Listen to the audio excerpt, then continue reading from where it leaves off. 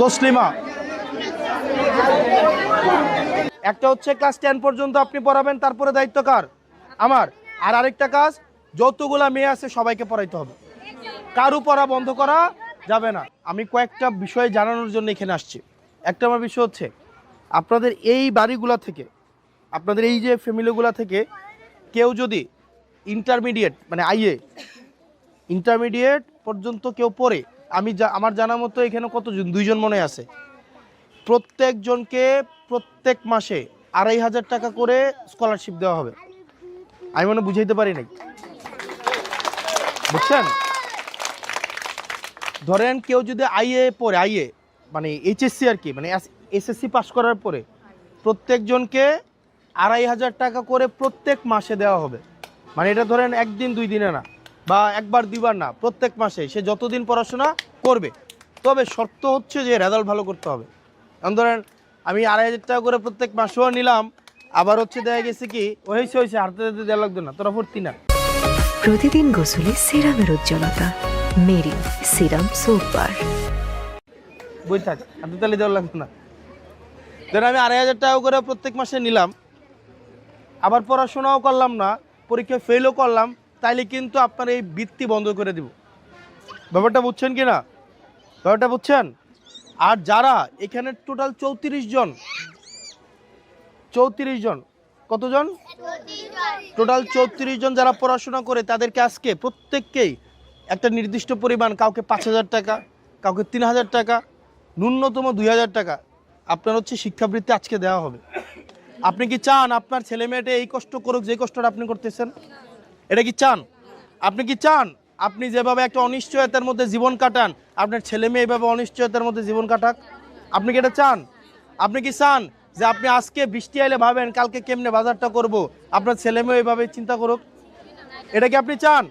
এই কারণে যত কষ্টই হোক, ছেলে এবং মেয়ে উভয়কে আপনারা পড়াশোনা করাবেন কিনা?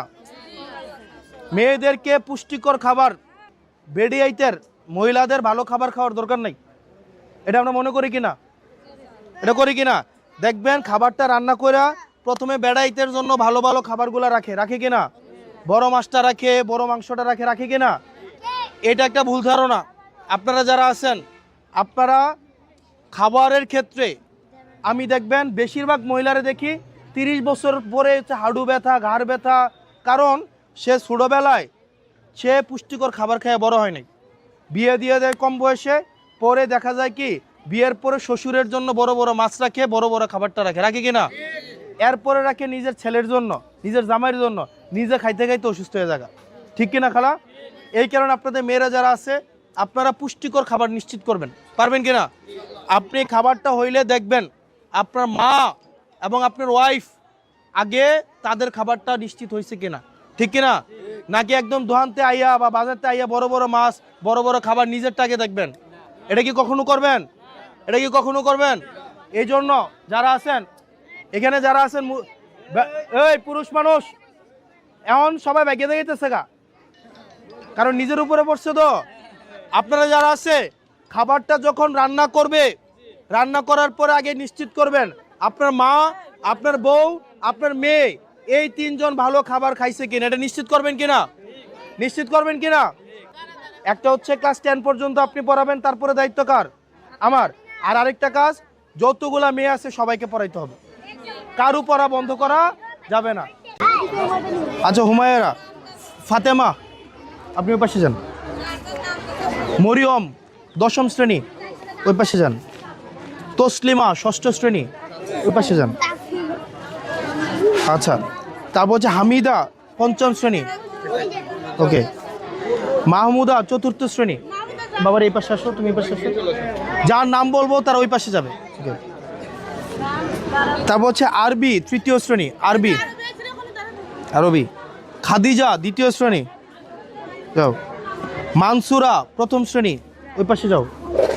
আফরিন 1ম শ্রেণী, বাবার এই পাশে যাও, তোমরা এই পাশে যাও। সুমাইয়া 1ম শ্রেণী, সাফিয়া 1ম শ্রেণী। আচ্ছা ফাইন, এগুলো হচ্ছে এগুলো হচ্ছে ছেলেদের, মেয়েদের। মরিয়ম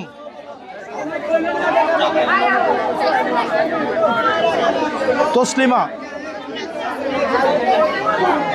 হামিদা, মাহমুদা, আরবি, খাদিজা, মনসুরা, আফরিন, সুমাইয়া, সুমাইয়া কই, সাফিয়া, বোরহান, আল কারিম, ইয়াকুব, হুসাইন, জাকারিয়া, আরহাম, উমর ফারুক, ইসমাইল, ইসমাইল, ইব্রাহিম, বাকিদেরকে আবু তালহা, আচ্ছা, আর আজিজ লিস্ট করে ওরা দিয়ে দিন।